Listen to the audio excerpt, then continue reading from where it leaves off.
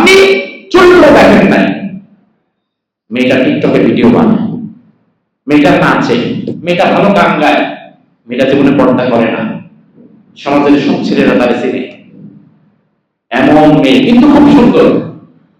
আপনি চিন্তা করলেন যা আছে কপালে দেখা যাবে সবাই, বিয়ে আমি এখানে করব। এবার এখানে আপনি করলেন, ভাই আমার কতদিন করবেন উপভোগ? 2-3-4 বছর আগে সন্তান আসে নাই, আগে মা বাবা এসেছে।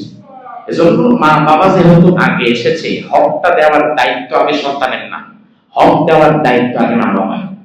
মা বাবা আগে পরিপূর্ণ হক আদায় করলে এরপরে সন্তানের কাছে আর হক চাইতে হবে না। এই সন্তান অটোমেটিক চেইন সিস্টেম আপনার হক আপনাকে ফিরিয়ে দিবে। এখন আপনি তো আপনার সন্তানকে হক দেন নাই। সন্তানের 10টা হক কোরআন এবং হাদিস থেকে আমি বের করেছি, যে 10টা হক যদি আপনি সন্তানকে না দেন, আপনার সন্তান অমানুষ হয়ে যাবে, মানুষ হবে না। 10টা হক আগে আপনাকে দিতে হবে। আজকে তো সময় নাই, একটা হক শুধুমাত্র প্রথমটা বলি। সন্তানকে 1 নম্বর হক, সন্তান আপনার থেকে বাবা হিসাবে সন্তান আপনার থেকে যা পায়, প্রথম হক হচ্ছে সন্তানকে একজন ভালো মা দেয়া। এটা বাবা হিসাবে সন্তান আপনার থেকে পায়। একজন ভালো মা তার প্রাপ্য অধিকার, একজন আদর্শবান মা তার প্রাপ্য অধিকার। আপনি বাবা, যৌবন বয়সে আপনি যখন বিয়ে করতে গিয়েছেন, আপনি আপনার সন্তানের জন্য, পরবর্তী ভালো প্রজন্মের জন্য একজন ভালো মা নির্বাচন করতে গিয়েছেন। কিন্তু আপনি যদি শুধুমাত্র নিজের শয্যা সঙ্গী, নিজের স্ত্রী খুঁজেন, সন্তানের জন্য ভালো মা না খুঁজেন, তাহলে এই সমাজে সাদা চামড়ার প্রাধান্য পাবে, চরিত্রের প্রাধান্য পাবে না। আপনি চরিত্র দেখেন নাই, মেয়েটা টিকটকে ভিডিও বানায়, মেয়েটা নাচে, মেয়েটা ভালো গান গায়, মেয়েটা জীবনে পর্দা করে না, সমাজের সব ছেলেরা তারে চেনে, এমন মেয়ে কিন্তু খুব সুন্দর। আপনি চিন্তা করলেন যা আছে কপালে দেখা যাবে সবাই, বিয়ে আমি এখানে করব।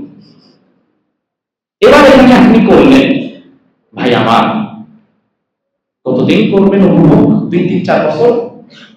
এরপরে এখানে একজন সন্তান আসবে, এই ঘরে আপনার পরবর্তী প্রজন্ম তৈরি হবে, আপনার সন্তান তৈরি হবে। সন্তান হওয়ার পরে যখন দেখলেন স্ত্রীর সাথে কোনো বিষয় মনে হয় না, মনোমালিন্য তৈরি হচ্ছে, নানাবিধ চিন্তায়, দুশ্চিন্তায়, কষ্টে আপনি জর্জরিত। মুরব্বীরা পরামর্শ দিল তালাক দিয়ে দাও, নতুন ভাবে আবার তোমাকে বিয়ে করাবো। মুরব্বীদের পরামর্শে আপনি তালাক দিয়ে দিলেন, ডিভোর্স দিয়ে দিলেন, বউকে পাল্টাতে পারলেন, কিন্তু আপনার সন্তান কিন্তু আর জীবনে কোনোদিন তার মা পাল্টাতে পারবে না। বউ খারাপ, স্ত্রী খারাপ, আপনি স্ত্রী পাল্টান, কিন্তু আপনার সন্তান এই ঘরে যে রয়েছে সে তার মা পাল্টাবে কিভাবে? তার দোষটা কি? সে তো আপনার কাছ থেকে একজন ভালো মা পেতে পারত, কিন্তু আপনি সেটা তাকে দেন নাই। আপনি চরিত্র দেখেন নাই। গিয়ে জিজ্ঞেস করা হয়, ভাই মেয়ে কি পাস? মেয়ের পড়াশোনা কত? আজ থেকে 20-25-30 বছর আগে জিজ্ঞেস করা হতো গ্রাম অঞ্চলে, মেয়েটা কি কোরআন পড়তে পারে? ঠিক কিনা? জিজ্ঞেস করতেন না?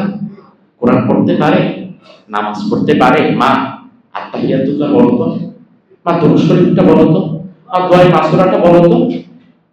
এই কথাগুলো এখন আর বলে না, এখন বলে মেয়ে কোন জায়গা থেকে অনার্স আর কোন জায়গা থেকে মাস্টার।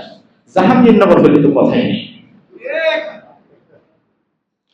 কোন জায়গা থেকে সে কি পাস করে আসে। কারণ আমাদের মাথায় ঢুকিয়ে দেওয়া হয়েছে, নেপোলিয়ন বলেছে আমাকে একজন শিক্ষিত মা দাও, আমি তোমাদেরকে একটি শিক্ষিত জাতি দেব। নেপোলিয়নের কথা। এজন্য শিক্ষিত মা আপনাকে বাছাই করতে হবে। এবার শিক্ষিত মা বাছাই করতে গিয়ে আপনি শিক্ষিত মা খুঁজে আনলেন। শিক্ষিত মাকে, যেই মা জাহাঙ্গীরনগর থেকে অনার্স মাস্টার্স করেছে, ঢাকা ইউনিভার্সিটি থেকে সে পিএইচডি করেছে, এমন একজন শিক্ষিত মা আপনি তাকে আনলেন। এবার এই শিক্ষিত মা সে অনার্স মাস্টার্স শেষ করে পিএইচডি করে যখন বিয়ে করলো, বিয়ের ধরেন কিছুদিন পরে সন্তান ছিল, সন্তান দুনিয়াতে আসলো। এখন সে তো অধিক শিক্ষায় শিক্ষিত, সে তো আর আপনার ঘরে বসে থাকবে না, কারণ সমাজ তাকে শিখিয়েছে থাকবো না কো বদ্ধ ধরে দেখবে এবার জগৎটাকে, তুমি যেহেতু শিক্ষিত তুমি স্বামীর ঘরে কেন থাকবা, বরং তুমি সেলফ ডিপেন্ডেন্ট, তুমি নিজে বাহিরে হও।